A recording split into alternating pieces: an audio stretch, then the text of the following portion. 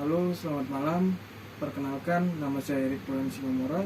Di sini saya akan menjelaskan tentang interaksi manusia dengan komputer dengan materi penanganan kesalahan dan hak dokumentasi. A. Penanganan kesalahan. Jenis-jenis kesalahan atau error. Untuk dapat mengatasi berbagai kesalahan pada komputer, kita perlu mengenal pesan kesalahan yang sering muncul. Yang pertama, sintak error. Contoh dari sintak error yaitu kombinasi PHP dalam HTML ataupun sebaliknya pada PHP, baris kode harusnya diakhiri dengan garis titik petik. Pada HTML dibuka dengan buka kurung titik 3 tutup kurung dan diakhiri dengan buka kurung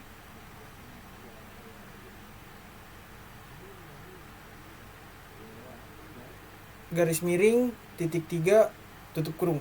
Kesalahan penulisan keyword atau perintah baku yang tersediakan oleh bahasa pemrograman. Yang kedua, logical error.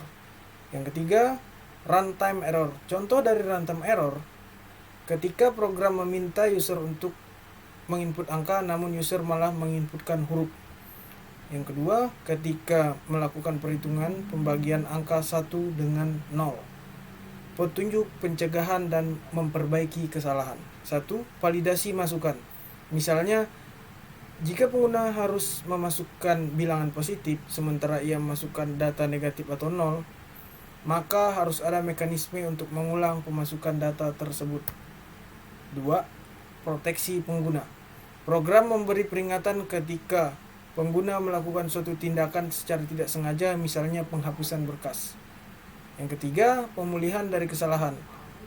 Tersedianya mekanisme untuk membatalkan tindakan yang baru saja dilakukan untuk menyediakan fungsi undo. Yang keempat, penampilan pesan salah yang tepat dan sesuai dengan kesalahan yang terjadi pada waktu itu. Yang kelima, kenali jenis bugs. Bugs yang timbul pada sebuah aplikasi memiliki karakteristik. Karena itu, selalu baca dan perhatikan baik-baik pesan kesalahan yang timbul. 6. Kembalikan kursor ke area kesalahan, memungkinkan untuk melakukan perbaikan.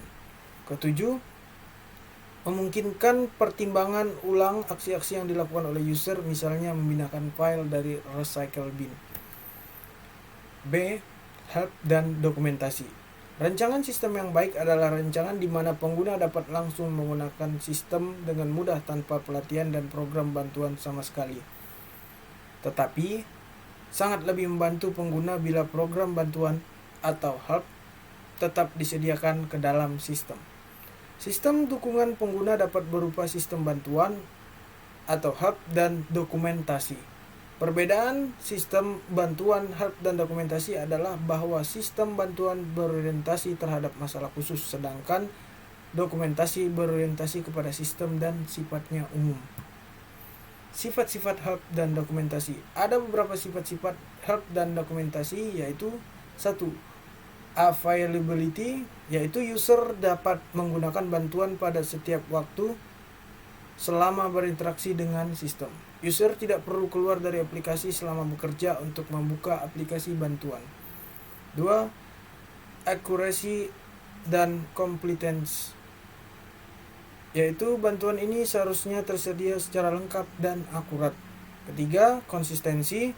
Konsisten pada sistem yang ada antara jenis online dan jenis tercetak, juga konsisten dari sisi konten, terminologi, dan bentuk presentasi. 4. Robustness. Biasanya digunakan oleh orang yang sedang dalam kesulitan karena sistem mempunyai perilaku yang tidak diharapkan atau mempunyai kesalahan. Kelima, flexibility. Flexibility membantu setiap user berinteraksi dengan keinginannya. 6. Unobtrusiveness. Seharusnya tidak mencegah user dalam melanjutkan pekerjaannya atau terpengaruh dengan aplikasi user. Jenis-jenis help dan dokumentasi. Jenis help dan dokumentasi dibedakan menjadi 2 bagian, yaitu 1. Paper based atau tercetak, dan kedua, computer based. Ada beberapa jenis-jenis computer based, yaitu command assistance, command prompt, context sensitive help, online tutorial, online documentation, intelligent help system, merancang help dan dokumentasi, dan user support. Ada banyak cara untuk merancangnya, dan semua itu diserahkan pada perancang untuk memilih cara yang terbaik. Akan tetapi hal-hal yang perlu diperhatikan dalam merancang help dan dokumentasi yaitu: 1. Perancangan seharusnya tidak seperti add-on pada sistem. Secara ideal seharusnya merupakan bagian integral dalam sistem. 2. Perancangan harus memperhatikan isi dari bantuan dan konteks sebelum teknologi tersedia. Merancang user support. Yang poin pertama, isu presentasi dalam help dan dokumentasi, yaitu bagaimana help dan dokumentasi dipanggil, bagaimana help dan dokumentasi ditampilkan, bagaimana help dan dokumentasi memiliki keefektifan. Layar bantuan dan dokumentasi seharusnya dibuat sejalan dengan interface yang dibuat, memasukkan kemampuan dan kebutuhan user. Masalah yang ada dalam implementasi. Para perancang harus membuat keputusan untuk implementasi berupa fisik maupun pilihan yang tersedia untuk user. Keputusan ini sudah termasuk dalam pernyataan command operating system, apakah berbentuk meta command atau aplikasi. Hambatan fisik berupa screen space, kapasitas memori, dan kecepatan. Masalah lain adalah bagaimana struktur data bantuan, apakah berbentuk single file, hierarki file, atau database. Ini bergantung pada tipe dari bantuan tersebut dibuat, tetapi setiap struktur harus fleksibel dan dapat diperluas. Sistem tidak statis dan topik baru tidak terhindarkan untuk ditambahkan ke sistem bantuan. Struktur data yang digunakan untuk menentukan dan menyediakan tipe pencarian atau strategi navigasi. Kesimpulan, sistem yang interaktif dapat dijalankan tanpa membutuhkan bantuan atau training. Hal ini mungkin ideal, akan tetapi jauh dari kenyataan. Pendekatan yang lebih membantu adalah dengan mengasumsikan bahwa user akan membutuhkan bantuan pada suatu waktu dan merancang bantuan atau help ini ke dalam sistem. Poin kedua, setiap tipe pendukung user ini dibutuhkan oleh user pada saat yang berbeda, berdasarkan pengalaman user dengan sistem dan memenuhi kebutuhan yang berbeda.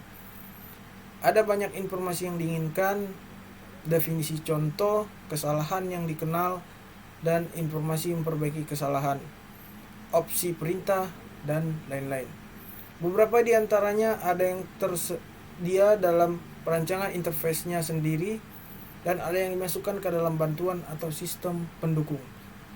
Poin ketiga, perbedaan utama antara sistem bantuan dan dokumentasi adalah bahwa sistem bantuan berorientasi pada masalah dan khusus, sedangkan dokumentasi berorientasi terhadap sistem dan umum.